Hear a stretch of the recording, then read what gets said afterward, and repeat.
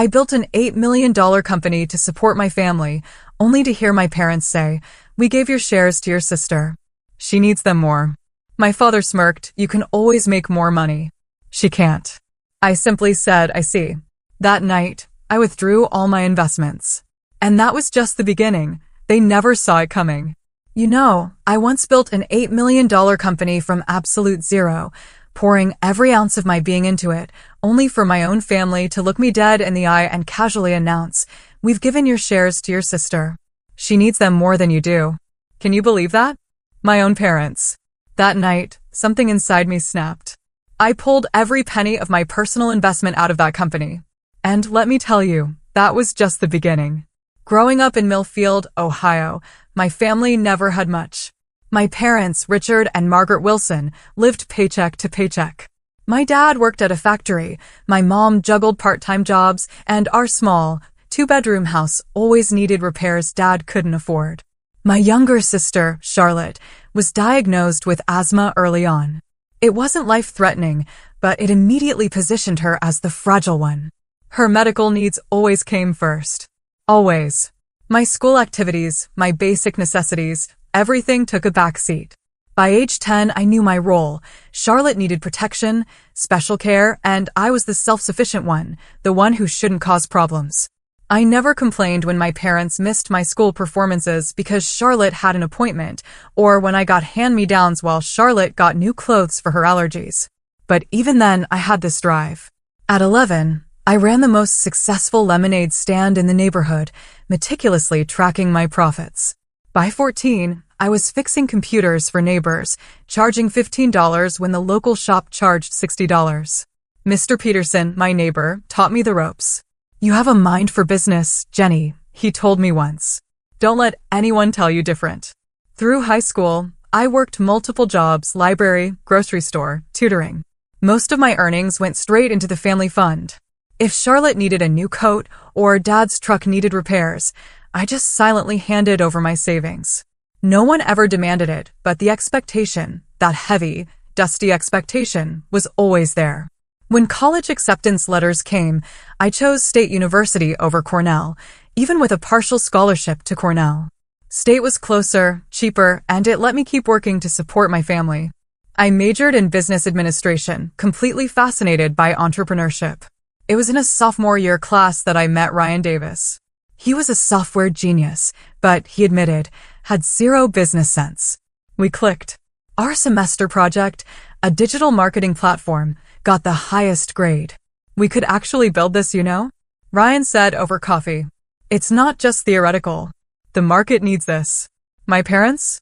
Still skeptical. "A good, stable job with benefits is what you need," Dad would say. Mom would add, "Not everyone can be a big success story, honey. Sometimes it's better to be practical." Meanwhile, Charlotte dropped out of community college after one semester, cycled through retail jobs, and never kept one longer than a few months. My parents' explanation? She just hasn't found her passion yet, or that manager had it out for her. After graduation, I got a decent job offer from a marketing firm in Chicago. Enough to keep supporting my family while starting my own life. But the entrepreneurial fire Ryan had lit wouldn't die. We'd been talking about our idea for ages, Ryan even building preliminary software. The night before I was supposed to accept the corporate job, Ryan called. "I just quit my job," he announced. "I'm going all in. Are you with me or not?"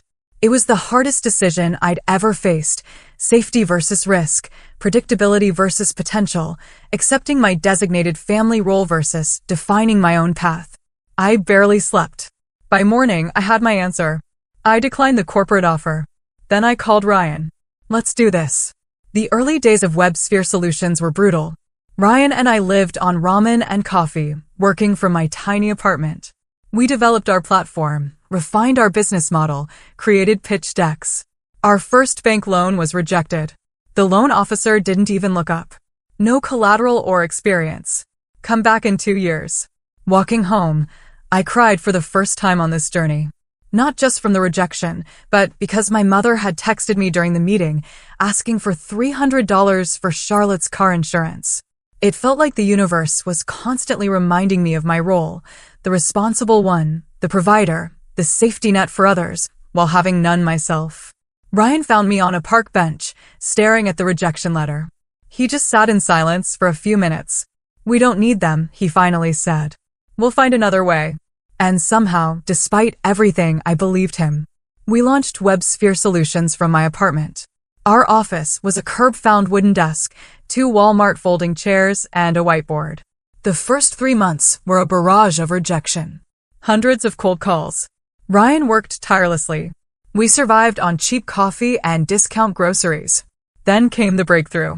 Timothy Westfield, a marketing director at Regional Healthcare Network, agreed to meet after my 7th follow-up call. "Your persistence impressed me," he admitted. We showed him our prototype. "You're rough around the edges," he said, "but you've got something here. Let's do a 3-month trial." That night, Ryan and I celebrated with actual delivery pizza. It felt monumental, like the first crack in a dam. With Timothy's contract, I made the difficult decision to ask my parents to invest. They had about $25,000 in retirement savings. Not much, but enough for a small office and equipment. I wouldn't ask if I didn't believe in this, I explained at their kitchen table. "I promise I'll make it worth your while. Once we're profitable, you'll get your investment back with interest, and I'll be able to help the family even more." My father looked skeptical. "What happens if this fails, Jennifer? This is all we have."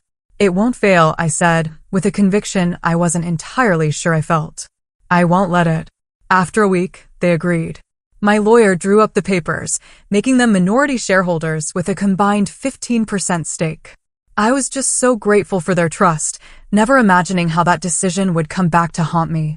The next 18 months were a blur of 80-hour work weeks. I developed severe insomnia, often going days on just brief naps.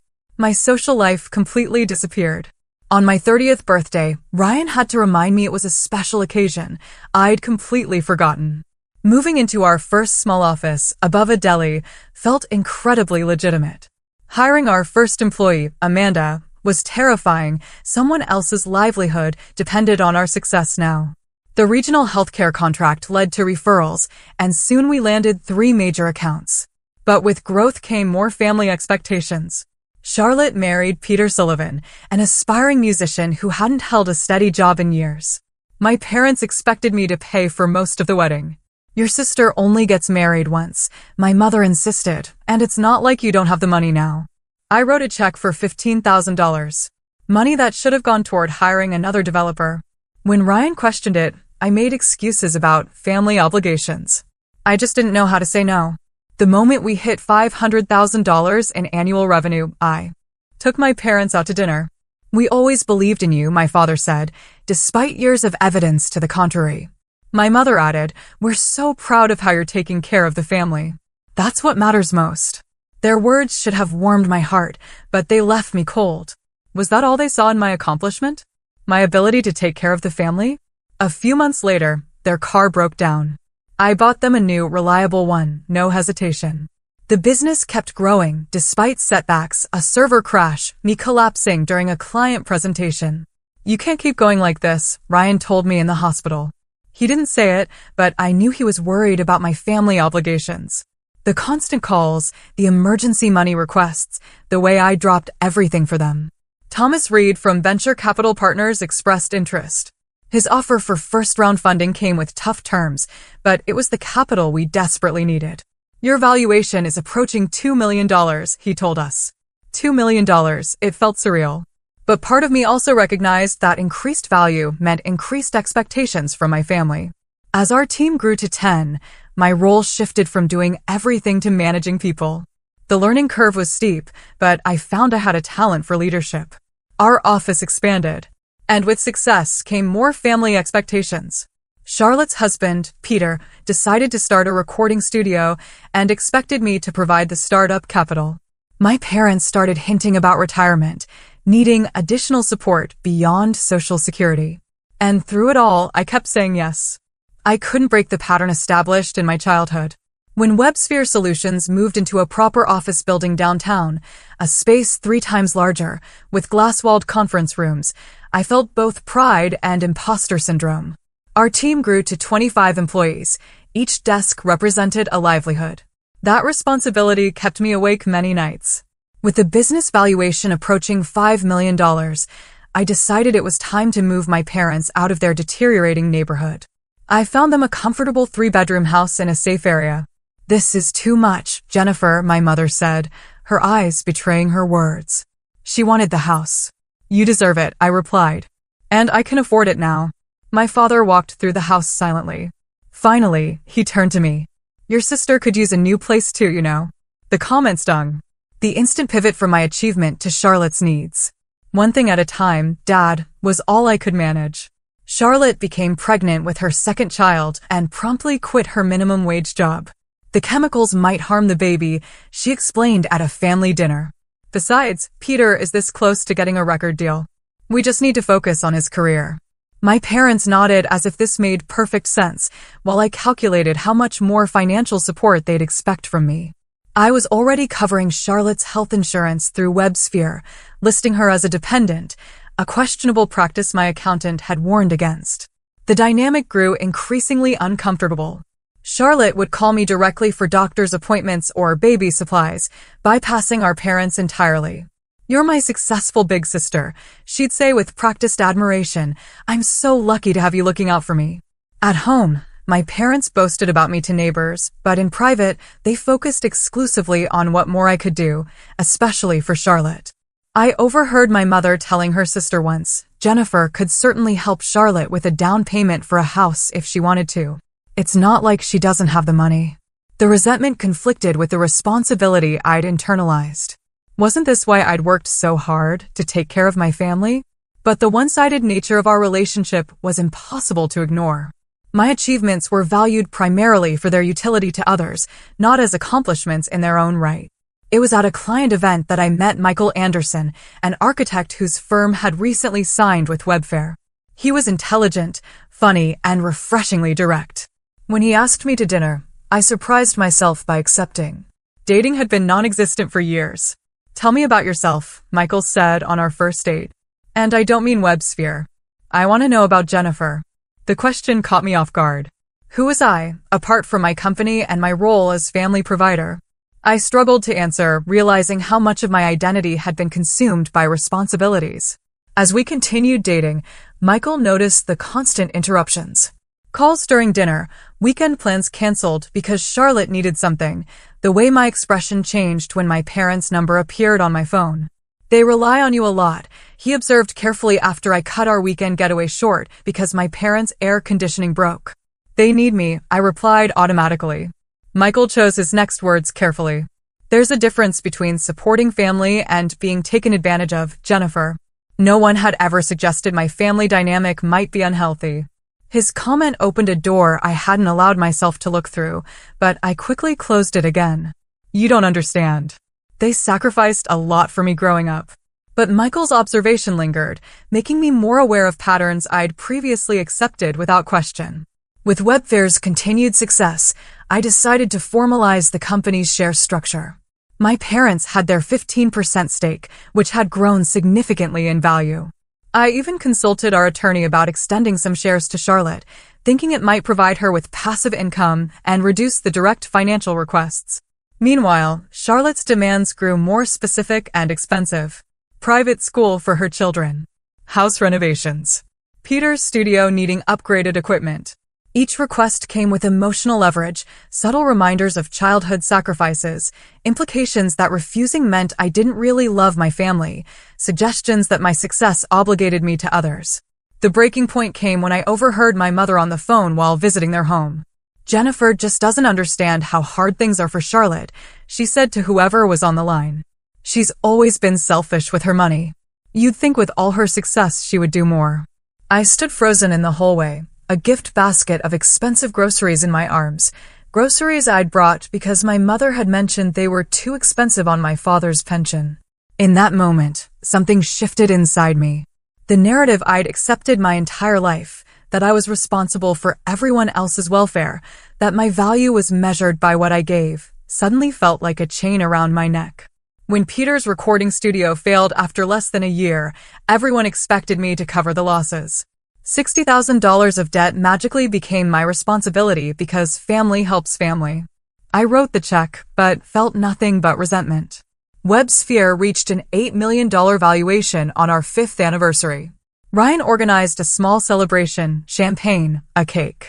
We did it, he said, raising his glass. From your kitchen table to this. I'm proud of us. That same week, I received a regional business award recognizing female entrepreneurs. The ceremony was on a Thursday evening, and I invited my entire family. None of them showed up. Charlotte had a migraine. Peter had a gig. My parents needed to watch the grandkids. I sat alone at the table reserved for my family, accepting congratulations from strangers while the empty chairs mocked me. Michael attended in their place, arriving late after an emergency at work, but making it in time to see me receive the award. You deserve to be celebrated, he whispered. The favoritism towards Charlotte had become so obvious that even employees noticed it. When my parents visited the office, they spent most of the time talking about Charlotte's children and making excuses for her failures, barely acknowledging the business I'd built. You need to set some boundaries, Michael suggested after witnessing a particularly uncomfortable family dinner where my parents praised Charlotte's new hobby of painting, which, of course, I had paid for, while barely asking about my company. The idea of boundaries felt foreign and frightening. What would happen if I stopped being the provider? Would there be anything left of our relationship? After much consideration, I decided to organize a special family dinner to discuss the future direction of WebSphere.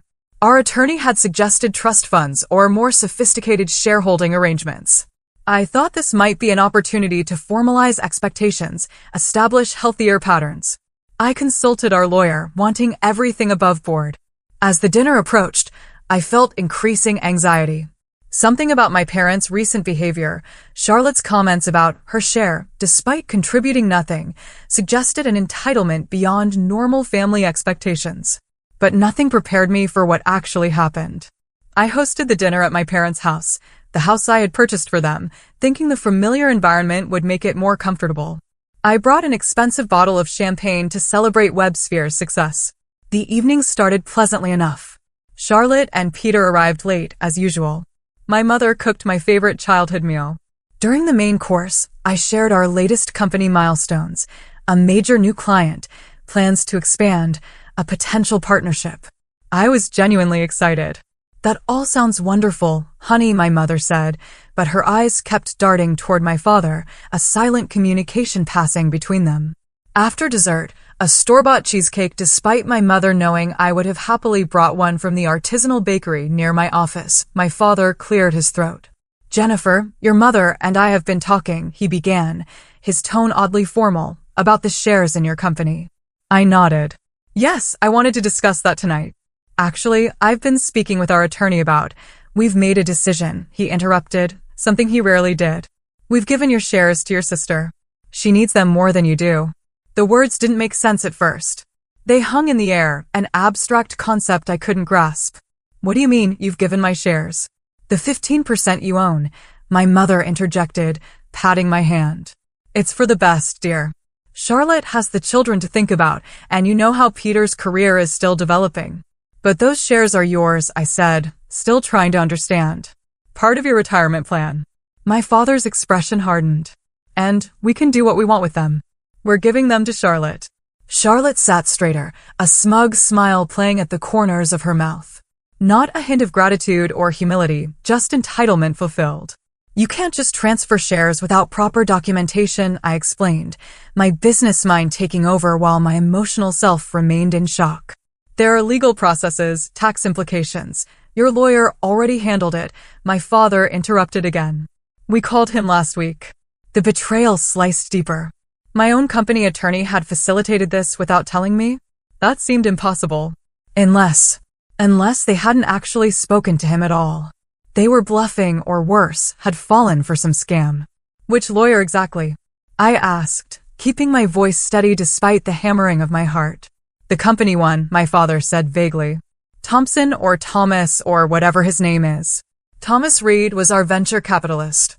Thompson was nobody. They were lying. But the intent behind the lie was just as painful as if they'd actually managed to transfer the shares. I see, I said quietly. My father must have misinterpreted my calm for acceptance, because he added with a dismissive wave, you can always make more money, Jennifer. That's what you're good at. Charlotte can't. She needs security for her future. The implication was clear. My worth was in my ability to generate income for others.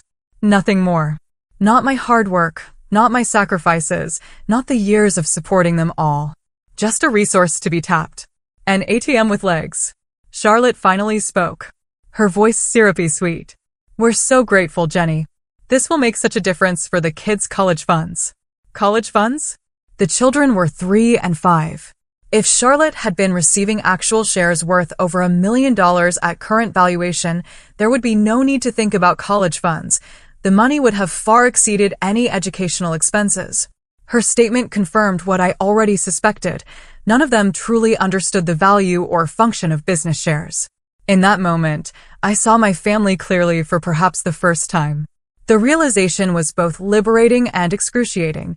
Years of being used, of conditional love based on what I could provide, of being valued only for my utility. It all crystallized in a single, painful moment of clarity. Is that so? I replied, my voice eerily calm. Something in my tone must have alerted my father, because his expression shifted slightly. Now don't take this the wrong way. We're still a family. We're just evening things out between you girls. Evening things out, as if my years of financial support, the house they sat in, the car in their garage, the vacations I'd paid for, the medical bills I'd covered, as if all of that counted for nothing in their calculation of fairness. I understand completely, I said, standing up. If you'll excuse me, I need to get going. Early meeting tomorrow. But you haven't had coffee yet, my mother protested weakly. And I thought we could look at those photos from Charlotte's painting class. Another time, I said, gathering my purse and the untouched champagne bottle. Thank you for dinner. The drive home passed in a blur. I made it to my driveway before the first tear fell. And then it was as if a dam broke. I sobbed in my car like I hadn't since childhood. Great, heaving cries that left me gasping for breath. Years of repressed hurt poured out at once, not just from tonight's betrayal, but from a lifetime of being valued only for what I could give. Around midnight, I called Michael. Can you talk? I asked when he answered, my voice still rough from crying. What happened? He asked immediately, concern evident even through the phone. I told him everything. The dinner, the shares, my father's words.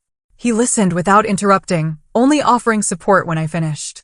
Jennifer, I'm so sorry, he said finally. But I'm not surprised. This has been their pattern for as long as I've known them. I know, I admitted. I just couldn't see it clearly until now. What do you want to do? He asked.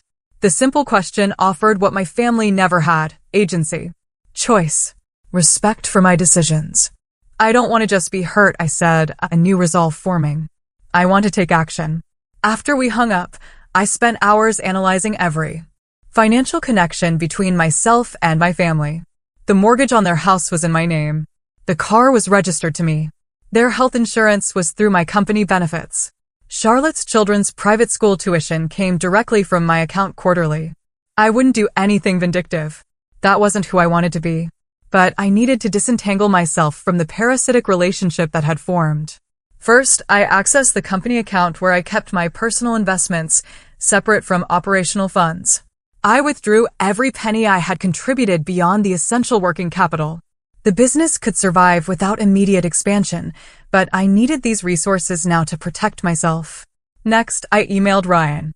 Despite the late hour, he responded within minutes. After explaining the situation, I outlined my proposed next steps. His response was immediate and supportive. Whatever you need, we'll figure this out together. They can't actually touch your shares without documentation you would have had to sign. He was right. Of course, my parents' 15% was legally theirs to transfer if they somehow figured out the proper process. But they couldn't touch my majority stake. Still, their intent was clear, and I needed to protect the company as well as myself. As dawn broke, I felt oddly calm. The pain remained, but alongside it grew a clarity I had never experienced before. For the first time, I saw my relationship with my family for what it truly was, not the mutual support system I had pretended it to be, but a one-way flow of resources and emotional labor. The question now was what to do with this clarity. My father called at 7:30 the next morning, his voice tense. Jennifer, something's wrong with the house account. The mortgage payment was due yesterday, but the automatic payment didn't go through. Of course, he would notice the financial consequences first. Not my abrupt departure from dinner, not my obvious distress, but the interruption of funds. I've made some changes to my financial arrangements, I explained calmly. The mortgage is still covered for this month, but going forward, you'll need to handle the payments. What are you talking about? His voice rose in pitch. We can't afford the mortgage on this place. You know that. That's why you bought it for us. I didn't buy it for you, Dad. The house is in my name. I've been making the payments. There's a difference.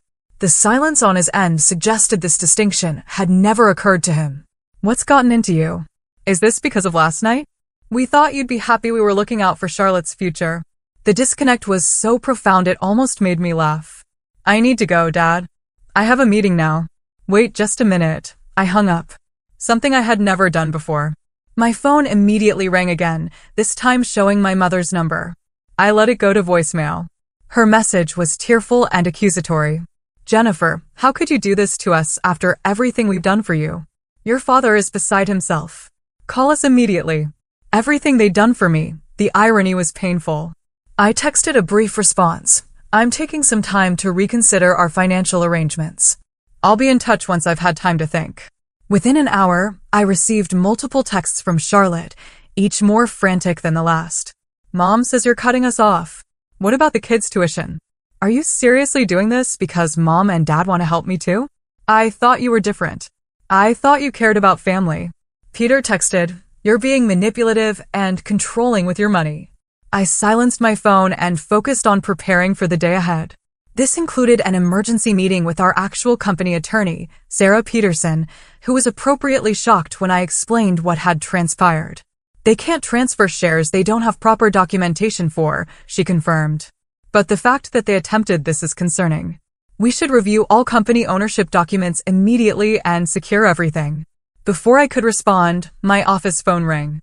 The receptionist sounded uncomfortable. Your parents and sister are here. They're quite insistent about seeing you right away. Taking a deep breath, I told her to send them to the conference room. Sarah, would you mind sitting in on this meeting? I asked my attorney. That's what I'm here for, she replied, gathering her notepad. The scene in the conference room was tense. My father's face was flushed with anger. My mother's eyes were red from crying, and Charlotte looked like she might explode. What is the meaning of this? My father demanded as soon as I entered. Cutting off the mortgage. Charlotte says her tuition payment for the kids was declined this morning too. I think we need to clarify some boundaries, I said, taking a seat across from them. Sarah is our company attorney. She's here to address any questions about WebSphere specifically. We don't need a lawyer, my mother interjected. This is family business. That's exactly the problem, I replied evenly. There's been a harmful blur between family and business that needs to be resolved. Charlotte slammed her hand on the table. Just say it directly. You're punishing us because Mom and Dad want to help me too. No one is punishing anyone, I said, maintaining my composure. I'm simply separating my business assets from personal giving. You can't demand shares of a company you've contributed nothing to. My father's expression darkened. We invested in you from the beginning. That 15% is ours to do with as we please. Yes, your 15% is legally yours, I acknowledged. And if you want to transfer it to Charlotte, that's your choice. Though there are proper legal channels for doing so. But that's very different from what you implied last night. What are you talking about? My mother asked, genuine confusion in her voice. I looked directly at my father. You said you were giving my shares to Charlotte. Not your shares. Mine. As if you had that right. He shifted uncomfortably. That's not what I meant. It's exactly what you meant, I countered. And it made me realize something important. You see me as a resource, not a person. My value to this family is measured by what I provide financially, nothing more. That's not true, my mother protested. Isn't it?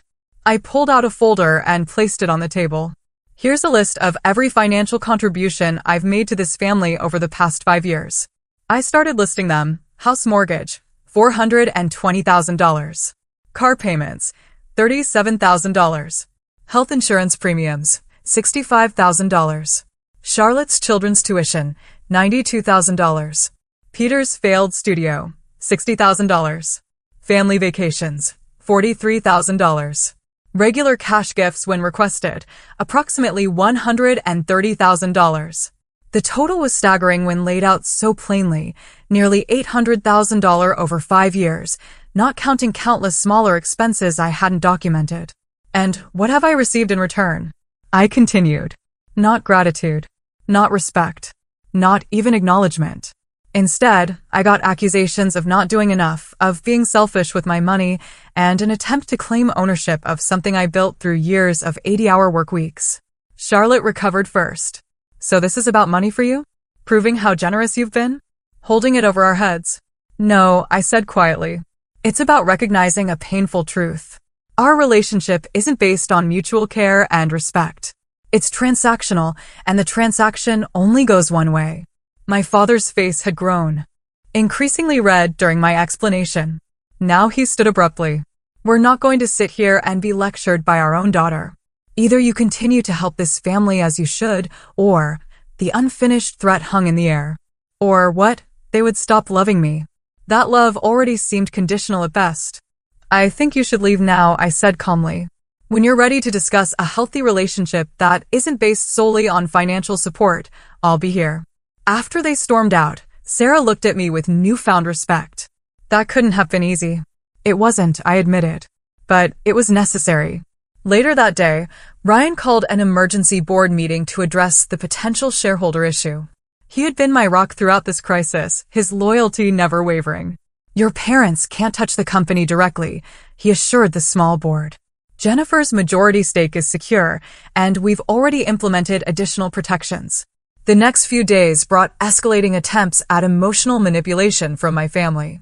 My mother left tearful voicemails about losing the house. Charlotte sent photos of her children with captions like, wondering why Aunt Jennifer doesn't love them anymore. My father's messages grew increasingly hostile, then suddenly switched to apologetic, then back to demanding. I maintained my distance, focusing instead on working with Sarah to create clear separation between my personal assets and family entanglements. The situation took an unexpected turn when Peter showed up at the office, demanding to speak with me. Our receptionist, alarmed by his aggressive behavior, called security. You can't hide behind your fancy lawyers, he shouted as security escorted him from the building. We know our rights. Their rights. The phrase echoed in my head long after he was gone. In their minds, access to my success was their right, not a privilege or gift. That evening, Ryan, Sarah, and I met to develop a comprehensive strategy. We need to protect both you and the company, Sarah explained. Your parents' shares are legally theirs, but we can create a new business entity structure that dilutes the impact of that 15%. I don't want to be vindictive, I emphasized. I just need protection from further attempts to take what I've built. It's not vindictive to protect yourself, Ryan assured me. It's necessary. The plan we developed was multifaceted. First, we would create a holding company that would own the intellectual property and key assets. Second, we would reach out to our most important clients to ensure continuity of service regardless of any shareholder disputes. And third, we would document all communications with my family in case legal action became necessary. Timothy Westfield, our first major client, who had become something of a mentor, was among the first I called. After explaining the situation in broad terms, he didn't hesitate. Wherever you go, we go with you, Jennifer. Our relationship is with you, not the company's structure. His loyalty brought tears to my eyes, the kind of loyalty my own family had never shown. Most of our other key clients expressed similar sentiments. They trusted me, respected the business I'd built, and would follow if necessary. Within days, we began to see the consequences of my family's actions. Without my guidance, they had attempted to assert control over company decisions based on their minority stake. The board easily blocked these efforts, but the disruption was taking a toll on day-to-day operations. By the end of the week, WebSphere's stock value had dipped slightly, the first downturn in our steady growth. Employees were whispering about the family drama, distracted from their work by the uncommon tension. I called an all-hands meeting to address the situation directly. There are some personal and structural changes happening, I explained to the team, but our core business remains strong. Our client relationships are secure, and our mission hasn't changed. The transparency seemed to ease concerns within the company, but the situation with my family continued to deteriorate. A month after the fateful dinner, Charlotte attempted to step into a leadership role at Webfair, apparently believing the 15% stake gave her that right. She showed up at the office unannounced, introducing herself to employees as part owner and new creative director. Ryan called me immediately. Charlotte is here telling the design team to change our brand colors. Says purple represents abundance and wealth. Under different circumstances, it might have been comical. Charlotte, whose professional experience consisted of brief stints in retail and food service, attempting to direct seasoned designers and developers. But the disruption was serious, and I drove straight to the office. I found her in the conference room surrounded by confused designers. I'm thinking we need more inspirational quotes on the website, she was saying. People connect with wisdom. Charlotte, we need to talk privately, I said from the doorway. She turned, a strange mix of defiance and uncertainty on her face. I'm in the middle of a creative direction meeting. No, you're not. You don't work here. I kept my voice level but firm. Please join me in my office now. The conversation that followed was difficult but necessary. I explained that ownership shares didn't confer operational authority, especially minority shares that weren't even properly transferred yet. I outlined the legal implications of disrupting a business without authorization. And finally, I made it clear that her presence without invitation wouldn't be tolerated again. You just can't stand that I might have something of my own, she accused, tears forming. You've always needed to be the successful one. The irony was painful. Charlotte, I've spent years helping you have something of your own. I paid for your wedding, your house renovations, Peter's studio, your children's education. I've never begrudged you anything until you tried to claim credit for something you didn't build. Mom and Dad said the shares would let me be part of the company, she insisted. Did they explain what shares actually are? What responsibilities come with them? What the legal implications are? Her blank expression answered my question. My parents had dangled ownership in my company without understanding it themselves, using it as yet another way to extract resources for Charlotte without regard for me or the business I'd built. After Charlotte left, Ryan suggested accelerating our protection plan. This is getting out of hand. We need to secure the company now. He was right. Within days, we had established a new corporate structure that effectively protected the company's core assets and operations. My parents' shares in the original entity remained intact, but had been strategically diluted in the new structure. The family reactions were predictable. My father called, irate, about corporate trickery. My mother pleaded that they were just trying to help Charlotte. Charlotte herself oscillated between angry accusations and tearful attempts at reconciliation, depending on which approach she thought might work better. For the first time in my life, I held firm against the tidal wave of emotional manipulation. Each call, each text, each demand reinforced the rightness of my decision to establish boundaries. Thanksgiving arrived during this tumultuous period. Traditionally, I would have hosted dinner at my home or joined them at their house, the house I had purchased. This year, I accepted Michael's invitation to join his family instead. The contrast was illuminating. Michael's parents asked about my business with genuine interest, not just to calculate what I could provide. His siblings shared both successes and failures without judgment or competition. When I offered to help clear the table after dinner, Michael's mother thanked me sincerely, rather than treating it as expected service. Is family always like this for you? I asked Michael as we drove home. Like what? Supportive. Interested in each other as people, not resources. He glanced at me quickly. That's what family should be, Jennifer. Mutual support, not one-way extraction. Meanwhile, WebSphere was thriving under the new structure. Freed from the constant drain of family demands, I could focus fully on leadership and innovation. We secured 3 major new clients and expanded our service offerings. Employee morale improved as the workplace drama subsided. The new company entity, Phoenix Digital Solutions, quickly established itself as a rising star in the industry. Many clients transferred their contracts seamlessly, following my leadership rather than remaining with the Webfair name. Charlotte made a desperate attempt to persuade me to return to the original arrangement. The company is suffering without you, she admitted during an unexpected visit to my condo. Dad says the value is dropping every day. That's not my responsibility anymore, I replied. You all wanted control without understanding what that meant. Now you have it. My father reached out next, his message more subdued than previous communications. We may have made a mistake, he conceded, though he couldn't quite bring himself to apologize directly. The business consultants we hired say the company needs your leadership. I almost laughed at the irony. They had hired consultants with money I had provided to tell them what Ryan and I had already explained. Successful businesses don't run themselves, and expertise can't be claimed, only earned. I've moved on, I told him simply. Phoenix is my focus now. The separation proved essential for my personal healing as well.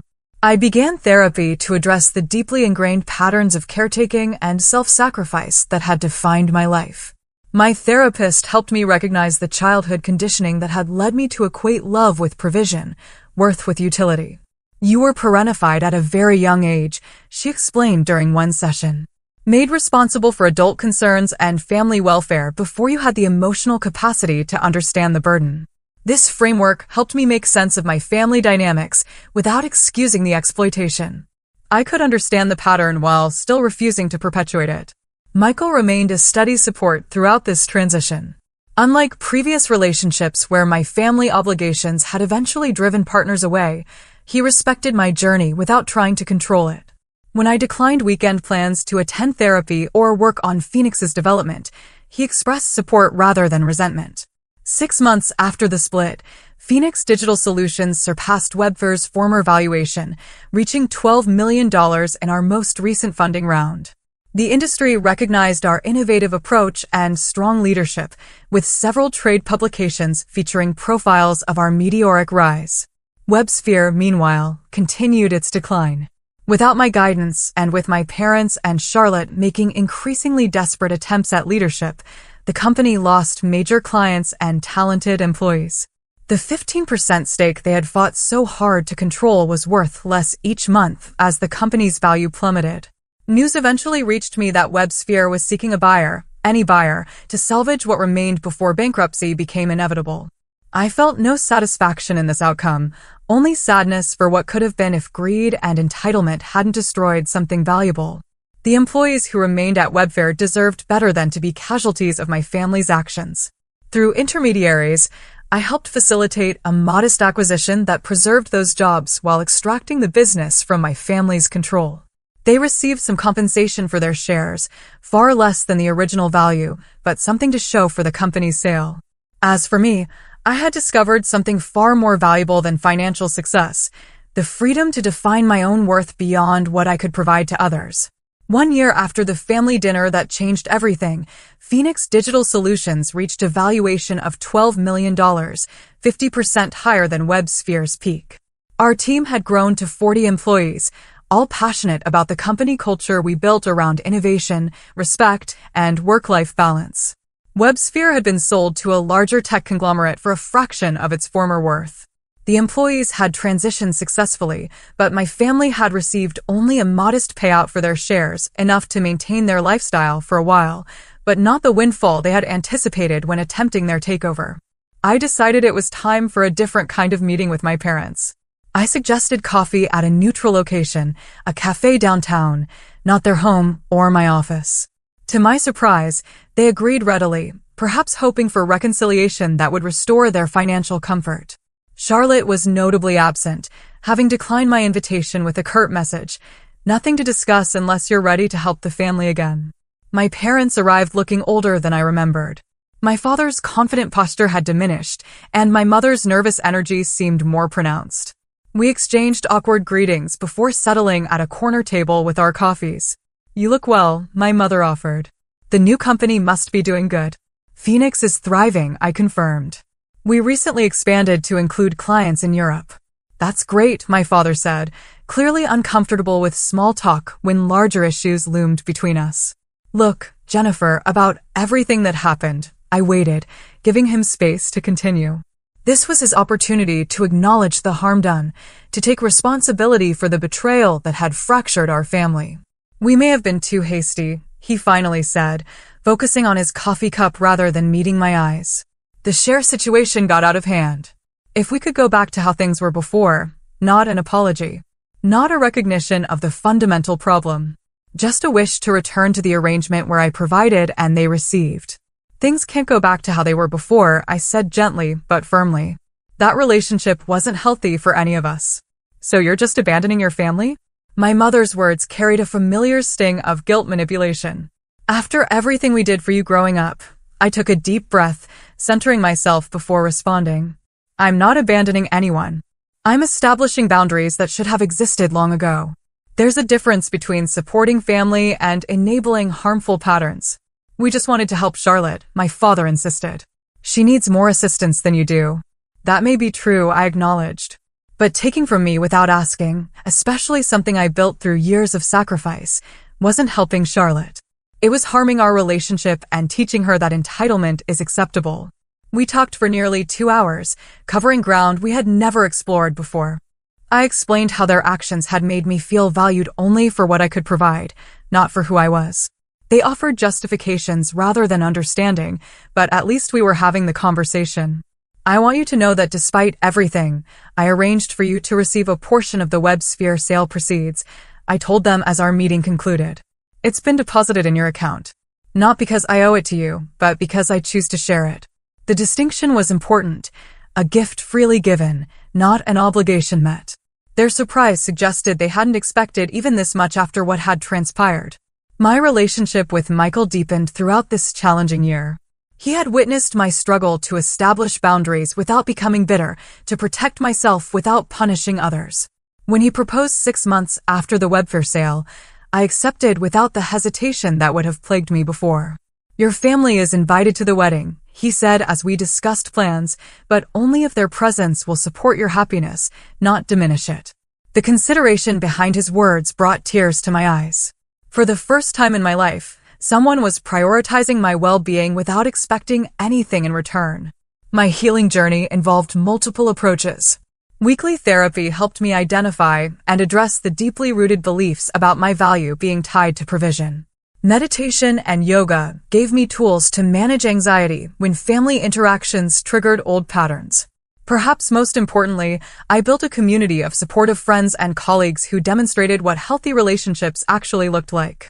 I found unexpected purpose in mentoring other female entrepreneurs, particularly those struggling with family expectations while building their businesses. Their stories often echoed aspects of my own, and sharing my experience helped them establish healthier boundaries from the start. You can love your family without sacrificing your well-being, I would tell them. In fact, healthy boundaries often lead to healthier relationships in the long run. 6 weeks before my wedding, I invited my entire family to dinner, parents, Charlotte, Peter, their children. The event was a test of sorts, a chance to see whether our new boundaries could support a modified relationship. To my surprise, Charlotte arrived without Peter, her demeanor more subdued than I remembered. He's not in the picture anymore, she explained briefly when I inquired about his absence. The children seemed happy to see me, though they had grown considerably in the months since our last meeting. Dinner proceeded with a strange new dynamic. My parents were careful with their words, avoiding direct requests for assistance. Charlotte mentioned looking for work, something she hadn't done in years. When the check came, no one assumed I would cover it. A small but significant shift. I'm getting my teaching certificate, Charlotte said as dessert was served. The community college has a program that works around the kids' schedules. That's wonderful, I replied, genuinely pleased by this development. Teaching would suit you well. A flicker of something crossed her face, pride, perhaps, or determination. I need to stand on my own feet. Recent events made that pretty clear. It wasn't an apology or full acknowledgement of her role in what had transpired, but it was movement in a healthier direction. I chose to acknowledge the positive step rather than dwelling on past injuries. The gathering ended without drama or new wounds, a modest success by the standards of our family history. As they prepared to leave, my father awkwardly mentioned my upcoming wedding. We received the invitation, he said. We'd like to come if that's still all right. I'd like that, I replied simply. In the car afterward, Michael asked how I felt about the evening. Hopeful, I said after consideration. Not for a perfect relationship or complete understanding, but for something healthier than what we had before. They're trying in their way. Building Phoenix taught me about business strategy and leadership, but rebuilding my sense of self-worth proved the more valuable education. I learned that love shouldn't come with invoices attached. That helping others is beautiful when chosen, toxic when demanded. That family is about mutual support, not one-way extraction. Most importantly, I discovered that my value exists independently of what I can provide to others. A truth so obvious to some, yet revolutionary for those of us raised to be caretakers at our own expense. Today, Phoenix continues to grow. My marriage to Michael brings daily joy, and my family relationships exist within careful boundaries that protect everyone involved. The journey wasn't easy, but the destination proved worth every painful step. If you've ever found yourself giving until there's nothing left, please remember, establishing boundaries isn't selfish. It's necessary for authentic relationships. True love supports your wholeness, not just your usefulness.